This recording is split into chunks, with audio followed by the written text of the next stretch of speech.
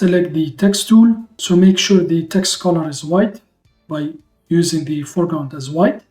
The font is Verdana bold, the size 300.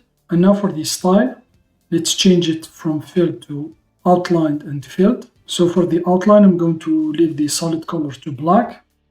For the size of the outline, I will go with 7.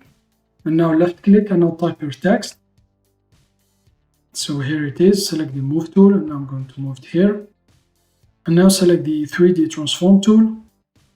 And now I'm just going to select this one here, the rotate. And now I'm just going to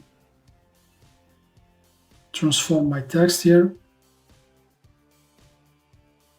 So I'm going to leave it here and now click on transform. And now go to layer, crop to content. Now let's select the move tool again. I'm going to place, so I think I'm going to place it up here like this. And now go to filter, map, and then select recursive transform. So increase the number of iterations to 20. The first iteration is 0. Check the path below. And now place your cursor inside your text layer here, inside the Gimp. And now just move your cursor down.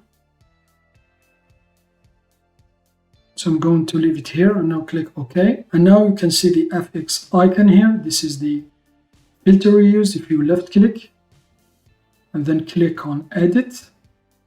So you can also edit your selection, your filter. So you can, for example, increase the first iteration. So it will modify the effect. So I'm going to leave it here, press OK. And now select the move tool.